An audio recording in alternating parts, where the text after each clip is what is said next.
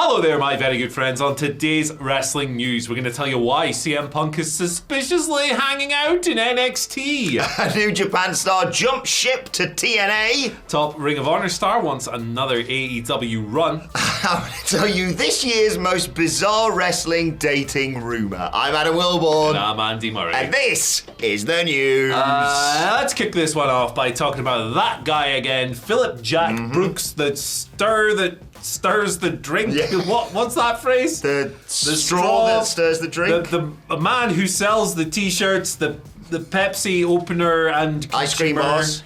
Ice cream, but CM Punk. I love this. This is two of my favourite things. This is mental. It's not that mental, actually. It's just kind of fun. So if you've noticed, CM Punk's been around NXT a lot lately, right? He was at Deadline, hanging out with Shawn Michaels. He's been on his social page, like, hanging out with everyone, it seems. But especially with Shawn Michaels was a scripted promo, or? Let's not dive into that one. Let's also not dive into TV deals, because, oh boy, was social media interesting last night. Yeah. He's been posting pictures with loads of people, Cora Jade, Roxanne Perez, his daughters apparently, fair play. The Brooks family expanding. Yeah. Obviously they are the sisters of Larry. Larry, yeah. Who is his son. What am I doing here? Fightful Select have a report here. Right. Okay, so friend of the channel, Ibu, tweeted the other day saying that CM Punk's long-term goal in NXT is to succeed Shawn Michaels in his role, right? Was told that he was buzzing last night, didn't sleep and flew to Orlando. He'll be doing a lot of observing, seeing how things work over there in terms of TV production. Fightful Select have kind of a follow-up on this, and it actually references Ibu's tweet a little bit. And it notes that an outcome like that, CM Punk replacing Shawn Michaels, is a long way off if it ever happens. Thank goodness. There are currently no plans for Michaels to finish up in his role, which obviously doesn't, like Ibu's tweet, doesn't say it's happening now. Next week. Obviously, probably both of them are right. Nonetheless, he's leaving a really good impression, CM Punk, in NXT. He's making positive vibes around the place.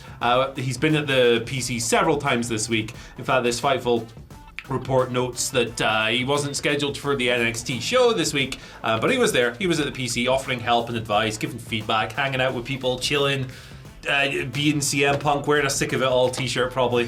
Love that. This has been really well received. Shawn Michaels welcomed CM Punk to the developmental brand, and Punk did not take that endorsement lightly, which is good. A Brett guy and a Shawn guy. You love to see it. And now he's welcome there whenever the heck he wants. So, hey, this is good. This is fantastic news. As a lover of both CM Punk and NXT, great to see these two things converging. He's really getting his feet under the table. Is that the right phrase? I don't know. In WWE. Well, we've already stirred the drink, so we might as well pour it away under the table. Sit down under the table. But yeah, I think obviously NXT people would massively benefit from just having his ear and asking him about stuff. He's quite, for all of his faults, let's say this, he's quite a wise man when it comes to being in the business. Yeah, he is. So I'm sure that they could learn a lot from him. I would watch a show booked by CM Punk every day. It's just lovely to see people like Cora Jade, who've idolised Punk, get not only to just meet him, but to learn from him.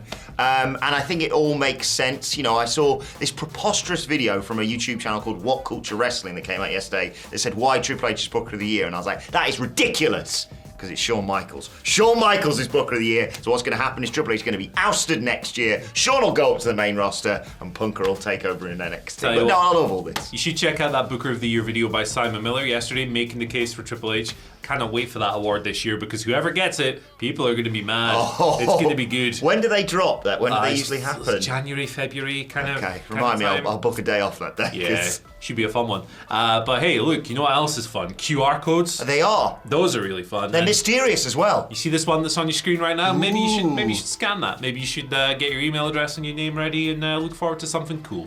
If you missed it, you can just press back, go back 5 seconds, press pause. Yeah, pause it. Pause it on this face. It's all good. Obviously, if you're watching on your phone, not ideal, but it's okay. Make it work. You. Yes, over to me. And the New Japan star that has jumped ship to TNA is one Okada! Kushida. Oh yeah, Okada's just doing the match. Yes. He has formally signed with TNA ahead of the rebrand from Impact to TNA, of course, that officially goes down on January of 2024. Impact Wrestling saying, it's official, Kushida has signed a contract with TNA Wrestling. As a long-time New Japan Pro Wrestling standout, Kushida has held the IWGP Junior Heavyweight Championship and IWGP Junior Heavyweight Tag Team Championships on multiple occasions. Kushida has been on the precipice of success since his arrival last year, taking Steve Macklin to his limit in an Impact World Championship match at Rebellion 2023. It's time for Kushida to take his career to the next level, and it happens in TNA Wrestling. Kushida, of course, most synonymous for his time in WCPW, but he did some stuff in New Japan as well. Yeah. And a big signing for TNA. They signed Trent Seven, of course, recently as well. They're making moves. Kushida's an interesting one because he re-signed with New Japan after he left WWE last year. Yes. Obviously, that deal must have expired, or maybe they've come to terms. I don't know. But he signed with plans for Impact him now. as well, didn't they? They liked him. Yeah, I mean, he's the former ace of that junior Yeah. heavyweight division. He's a 6-time champion. He was the guy in that division up until maybe a year or 2, 3 before he went to WWE. He was really important.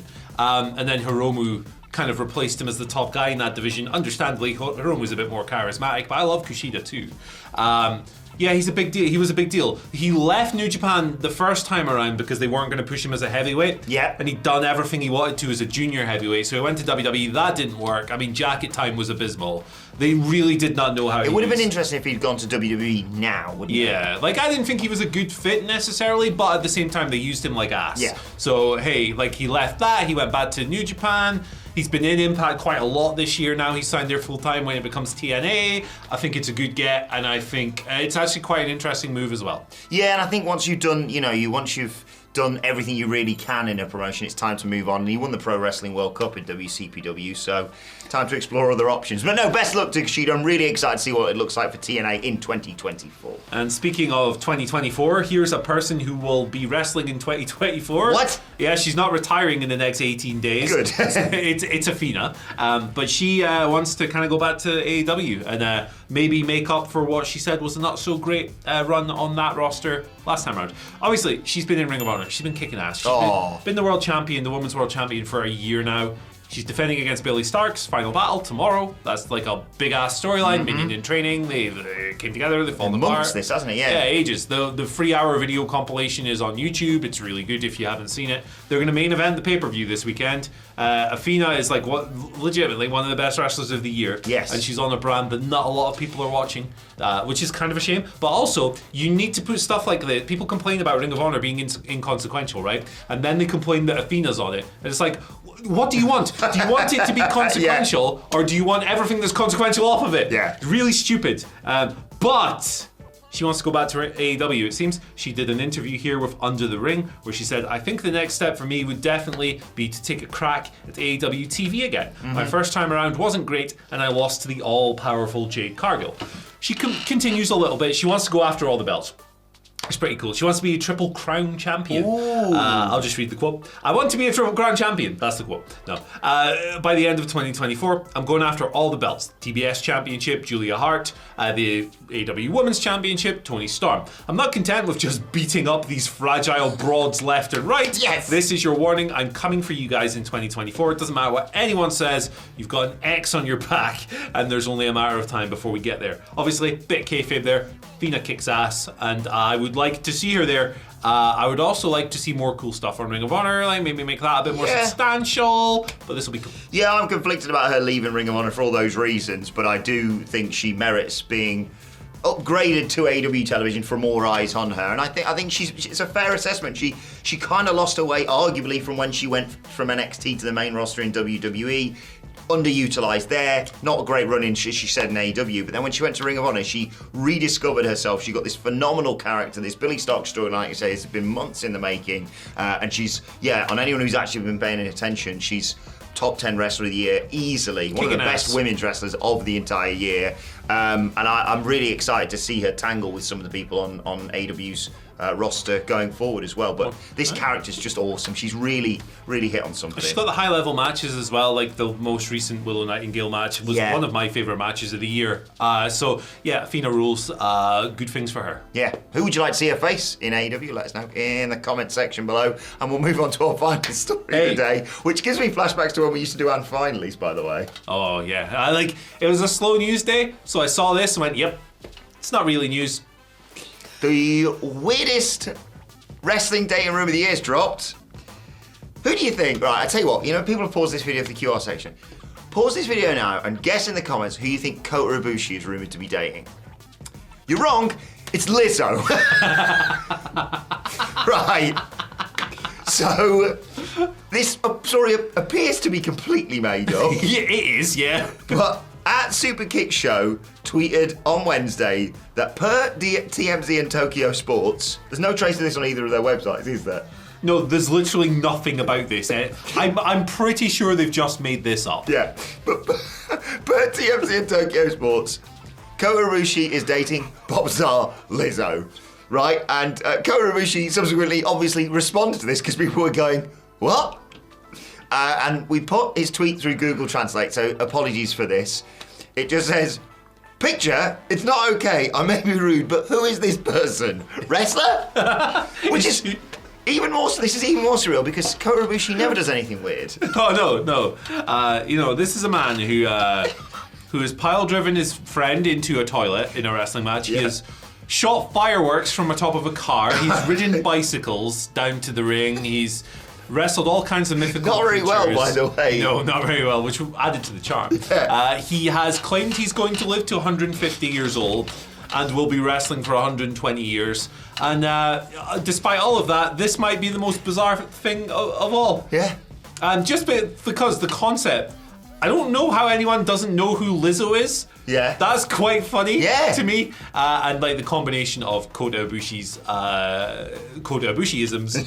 interacting with the wider pop culture world is really fun. So this is, I love it. I kind of love it. I needed this story today, and more so than tomorrow when it's our Christmas party today. This is one of those stories that if it dropped tomorrow, I don't think I could handle it on the news. I need to go for a lie down or something. I can't wait for Danhausen and Doja Cat rumours or whatever. It does sound like something we go, pop star Ed Sheeran is dating. Who's Ed Sheeran dating? Let's do one. Okay. Why not? Ed Sheeran's a bit boring. We need more of a fun pop let's star. spice Ed Sheeran up a little bit. Harry Styles. Harry Styles. That'll get numbers as well because One Direction fans. Andrade. Okay. Nobody tells Charlotte. They're married. Meanwhile, Taylor Just Swift. exposed in adultery. Taylor Swift. Oh. You know Taylor Swift's dating, don't you? Oh. Toleona. Oh, fair enough. Toa and Taylor. There you go.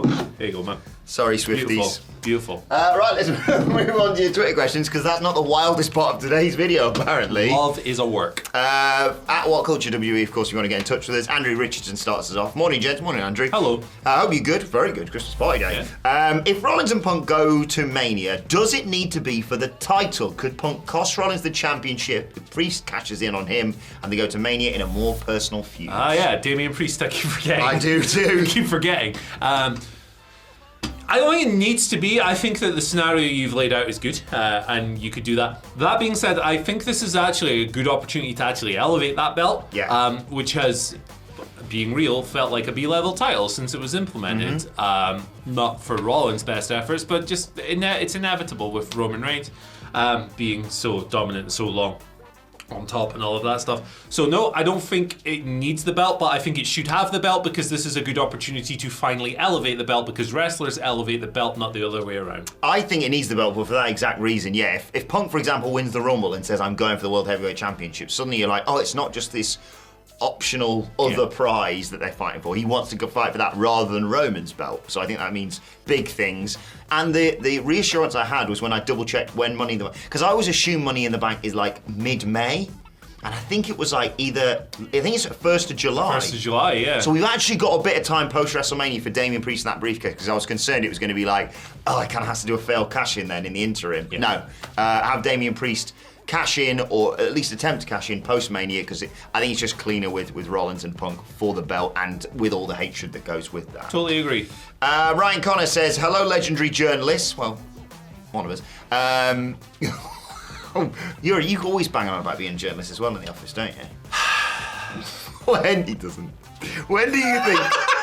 How you explained that? Yeah. When do you... I just want to make sure... Comments... Having read Twitter last night, Andy, I just want to really make things clear. Yeah, I stayed out of that. Except when Newcastle lost, then I got on.